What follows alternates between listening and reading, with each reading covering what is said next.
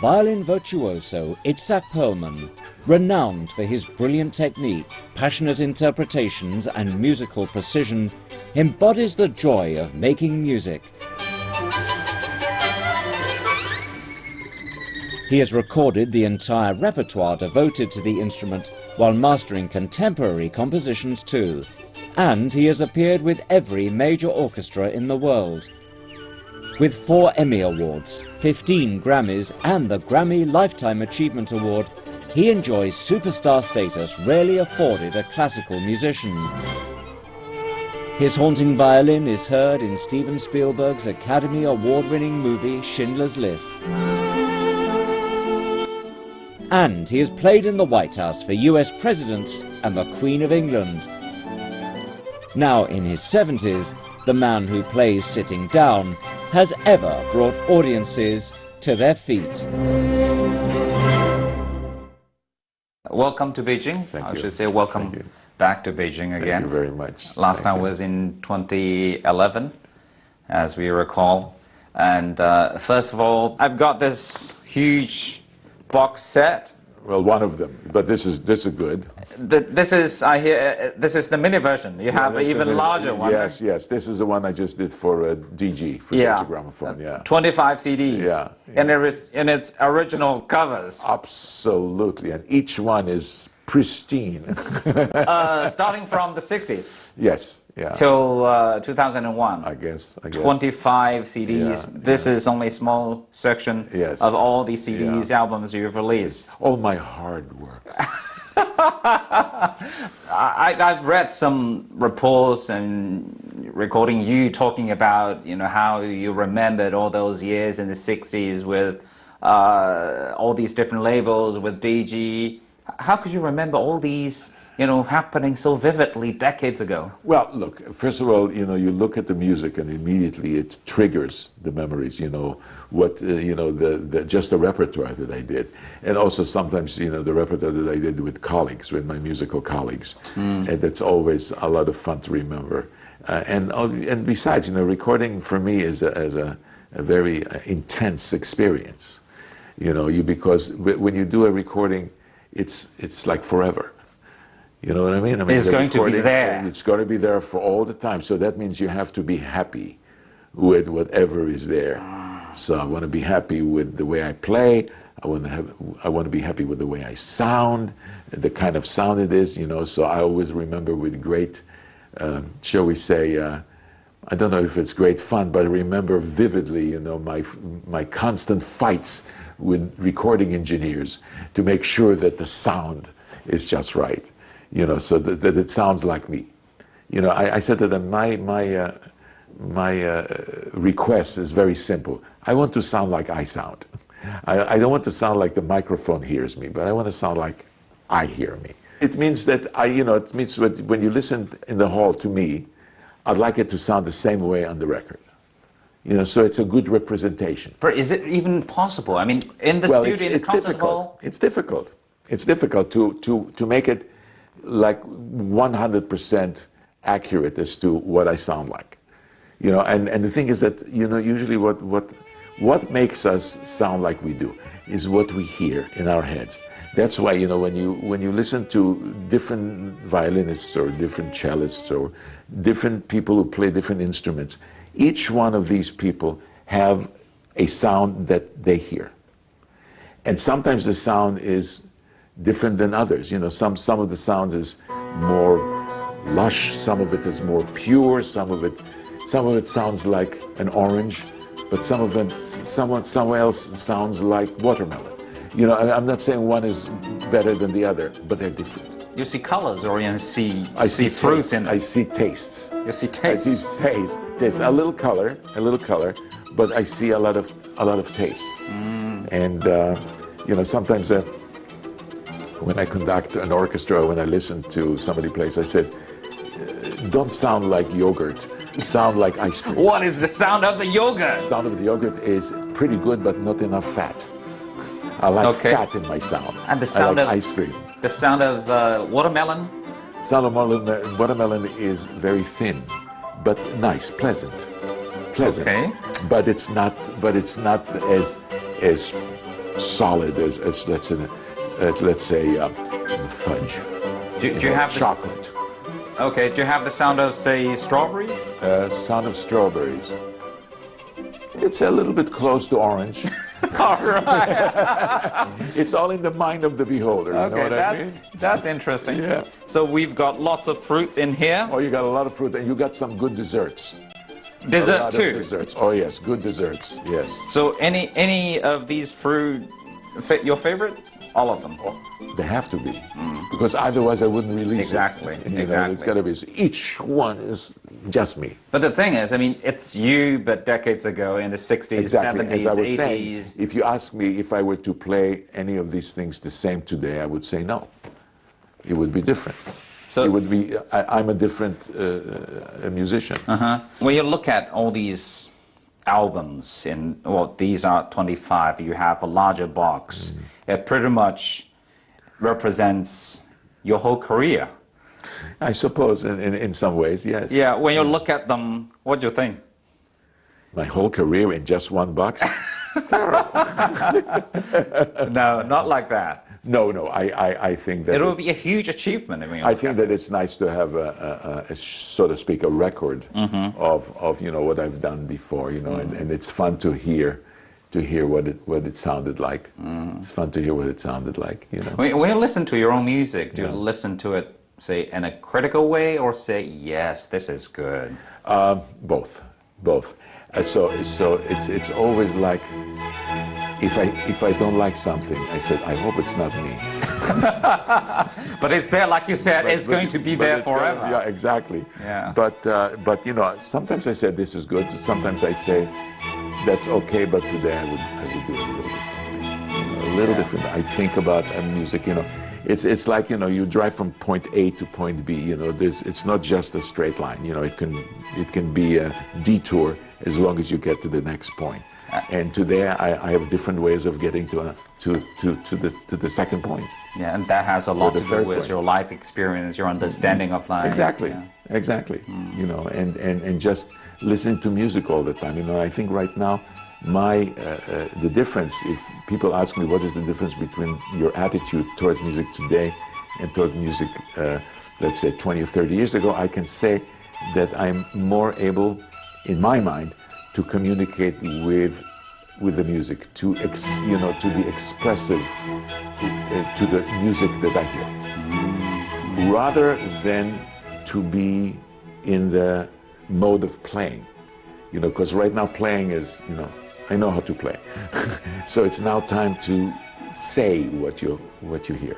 So violin is now part of your soul, part of your mind. That's right. The violin, what you do, because when people say somebody has a technique, technique is not just playing a lot of fast notes accurately. Technique is how can you make colors in the music? Again. How can you phrase, and what can you do technically to make the music sound like you understand what it is, and for the audience to say, this is the way the phrase goes, But that you need a real technique, It's a different. The first technique is actually, another word for it is facility. If you have the facility, that's wonderful. But the technique is how you can manipulate the music so that it's meaningful.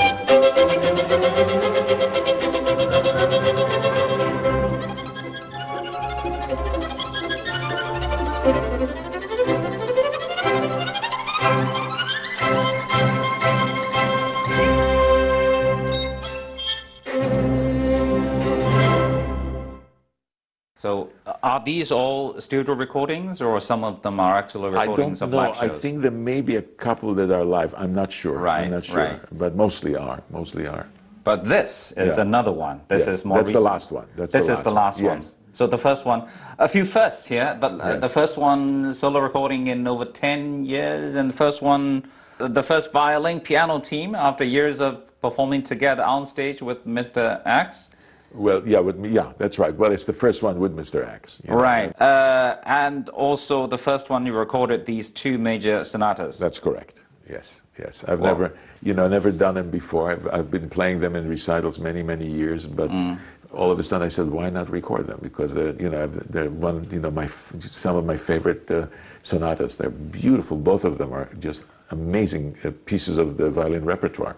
So that was a wonderful opportunity. So how was this recording go? I think it went well. I'm very happy with it. No, I'm going to tell you, I hate it, but it's very nice. No. You hate it because... I hate it, but it's here, it so took I must say. Yeah, no. One of the things, the way I listen to recording is whenever I'm playing a phrase, I always in my mind I imagine how I want it to sound like. So when I listen to this, I would say 99.9% it sounds exactly like I want it. So that's good. So that's the way I judge if a record is musically successful.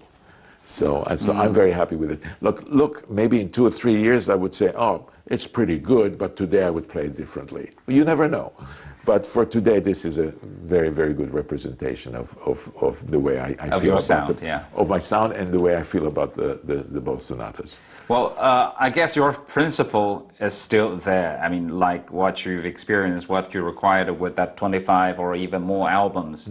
Good enough is never good enough. Well, good enough has to be good enough so that I'm totally satisfied right now, and again, it has to do with sound, it has to do with phrasing, it has to do with what I feel about the music. It's got to be, and I think that came out good. I'm very happy with it. How would you describe the cooperation with Mr. X? Oh, well, listen, I mean, I've known his playing for many, many years. He's a beautiful pianist, he's got that classic touch on the piano, and he phrases so gorgeously. I would never do something with anybody that I would say, oh, I don't really care for this person's playing. I mean, he's okay, but I don't know.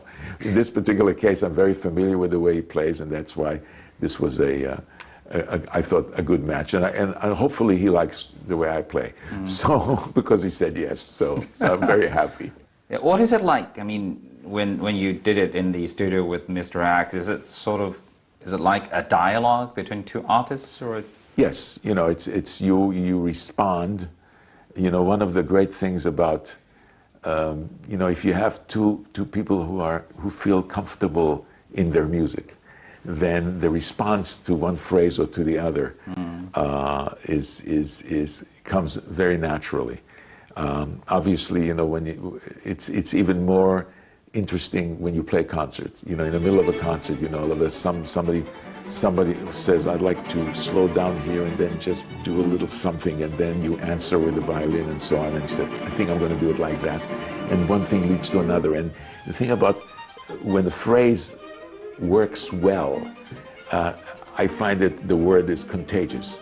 It means usually people think when something is contagious, you catch something, you catch a cold, it's contagious. But in music, it's also contagious. When a musical phrase is good, it means that the next one will probably be also good. It's contagious. So one thing leads to another. It becomes like it fits very well. And then when you're trying to do something spontaneous, that's also wonderful, because you say, oh my God, I didn't do that before. I'm going to do it right now, and so on. And then your partner answers. And so I think that's a good idea. Let me embellish on your idea, and so on. So that's music.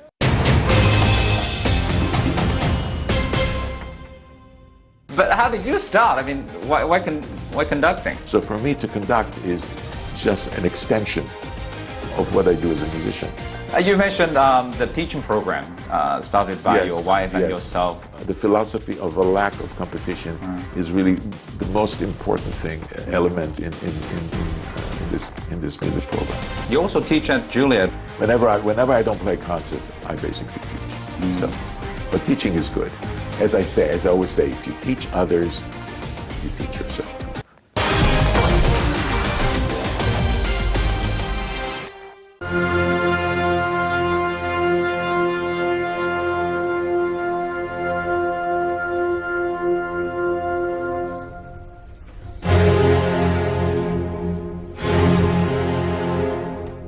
Perlman is also a frequent presence on the conductor's podium, adding to the thrill he imparts to audiences. In this capacity, he has led internationally acclaimed orchestras, including the New York Philharmonic, the Berlin Philharmonic, and the Israel Philharmonic.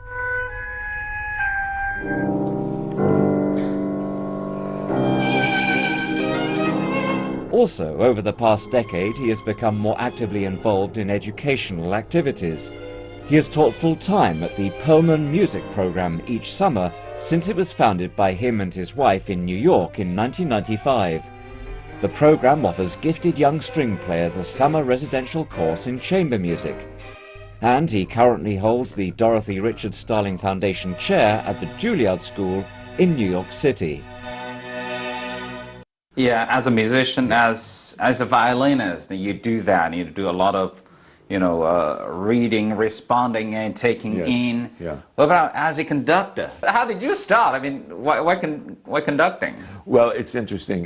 Conducting had to do again with the school, with the music program, the summer program that my wife started. She started that 21 years ago, and it basically for string players. So one of the things about the school was that they wanted a string orchestra, and so she asked me whether I would coach the orchestra, and that's how I started to conduct. All right. I didn't feel myself as a conductor, so as a coach. So instead of a baton, I had a pencil, because if you have a pencil, you're not a conductor. You're more like a teacher. professor. Exactly. So I had a pencil and I went like that, and the sound that came out was very good. So people say, you should do that professionally and so on. Because I didn't really want to conduct. At that time, I felt that I had a lot to learn as a violinist and so on. But the thing about the conducting that's really nice for me is that the change of repertoire. You do other things, and so that instead of just doing sonatas again and again, which is wonderful, but yet now you have symphonies. It's a different repertoire. And the repertoire all applies to other repertoire. So the symphonic repertoire can be applied to the soloistic repertoire, to the chamber music repertoire. So it's all connected. So for me to conduct is just an extension of what I do as a musician. It's like you've got more room to play with. That's right. Absolutely. And it all basically involves, it involves a sort of a form of teaching. Not that you can teach an orchestra. I mean, I've been lucky to conduct some of the world's greatest orchestras. So if you do a Brahms symphony with a great orchestra, the challenge is, what do you say to them that they haven't heard before? Because they've done the Brahms Fourth Symphony with all the great conductors. And so comes Perlman, what is he going to say? And I have ideas about what I want it to sound like. So my challenge is to make the orchestra play what I hear in my head. And if I can succeed in that, that means it's a good result. So, but with you being the conductor, does that mean some extra tremendous pressure for all the violinists in the orchestra?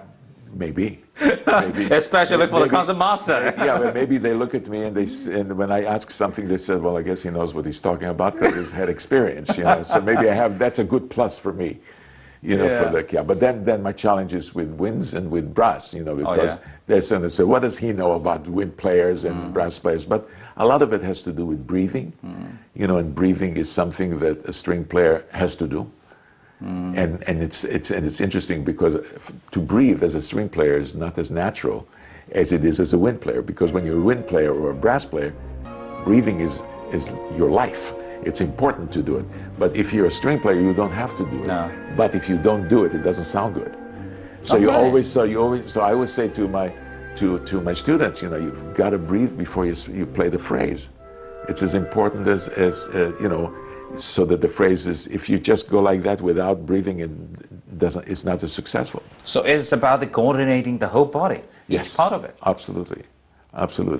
And you can see. You see a lot of string players, if you watch very carefully before they start playing, whether they're chamber musicians or soloists, you know, when they start, it's always a breathing, you know. It's like singing.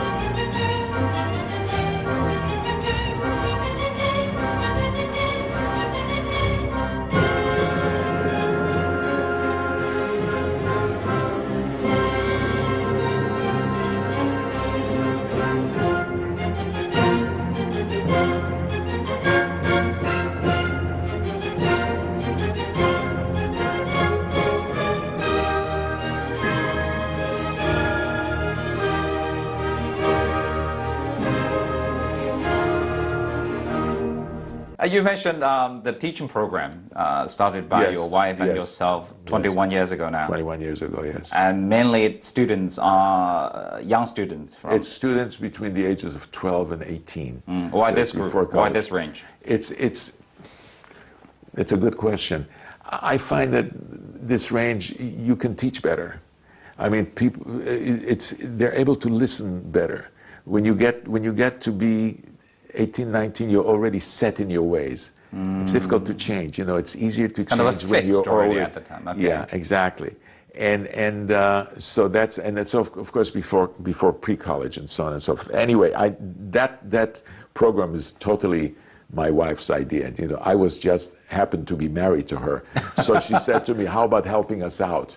That was in the beginning, you know, and now I'm very much involved in it. And it's interesting that you mentioned this program, because in that program, everybody in the program has to sing in chorus. So we're all singing. We're not singers, but we are all singing. Why singing? Singing involves breathing. So everything that we do in music has to do with breathing. Of course, singing is, if you don't breathe, you can't sing. Where do they come from?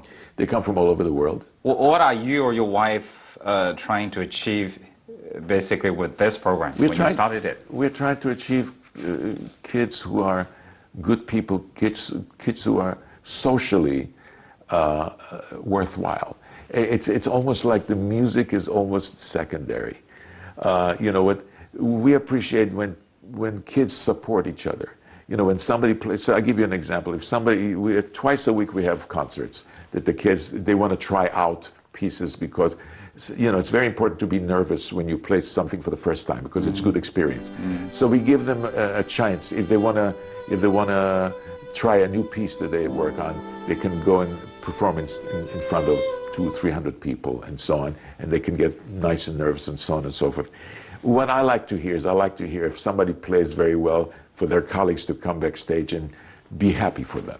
Or if somebody doesn't play very well, to say, don't worry, you know, and to give them their support and so on and so forth. For me, the kind of kids they are is so very, very important. And that's besides, of course, we have wonderful faculty, so they get this, but just the social network in that thing. And of course, they're all connected with Facebook and stuff like that. You know, that once they come to our program, it's like they're joined the family.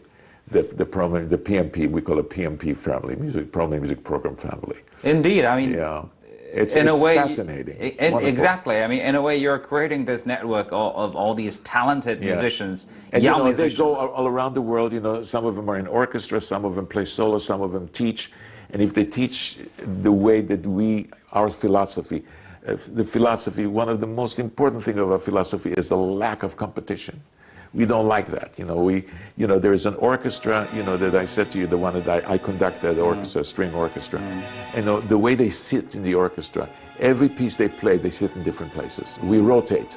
So they don't feel, I'm the best, I sit in the front, I'm the worst, I sit in the back. No, somebody can sit in the back in one piece, and then the next piece is in the front, or she's in the front. Okay. So there's no such thing. It's all you know, the philosophy of a lack of competition is really the most important thing, element in this music program. So the thing is, you should play a little happier and a little lighter. And lighter? Lighter and happier. Beethoven, lighter and happier. That's very funny. The last time we're going to do it, I'm going to play it funny.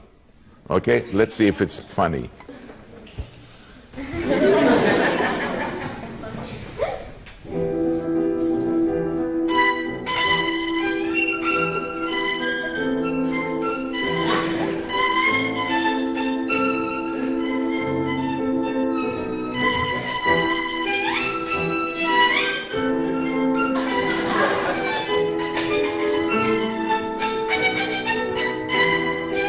That's as funny as I can get.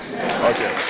What I'm thinking is, I mean, their time must be different from your time years ago, and then what are, do you think, the biggest differences that they're now facing, the younger generation musicians? And there are many, many more competitions now, which is, oh God. Global competition now. No, I'm talking, but yeah, regular, you know, competitions everywhere you go. Because when I was growing up in the States, for example, there were like 2 major competitions. That was it. And now they're like, I don't know, every little city has its own competition. And of course, around the globe, you know, China, you know, everywhere there's competitions. So I suppose it's almost like today's competition is yesterday's concerts. You know what I mean? I mean, like people are playing today, and if they win something, there's some money and then opportunity to play. So that's a new culture, I suppose. But are you worried about, you know, about all these competitions getting, say, too commercialized? Well, listen, they are what they are. You know, I mean, I'm not really involved. You know, a lot of people ask me to judge, and I refuse because I think it's too subjective. I mean, it's like, let's face it, it's not like, you know, how can you say he or she are better than he or she? You know, I mean, it's not like an exact thing. It's like when you play tennis, you know, and if somebody wins a set, they win a set. You know, 6-4 is the score. But you can't say 6-4 and somebody plays a Mozart sonata. That was a 6-4. I mean, what is that? You know, I mean, if the judge woke up that morning and they didn't feel well, they give you a lower score. So I don't believe in that so much. But if the kids insist on doing it, I said, if you can use it so that for discipline, so that you can really practice hard for a goal, then do it. You also teach at Juilliard. Yes. For the preschool program? No, I teach at Juilliard for everything. For everything? Oh, yes. I teach preschool and I teach college as well, you know. Whenever I don't play concerts, I basically teach. So, but teaching is good.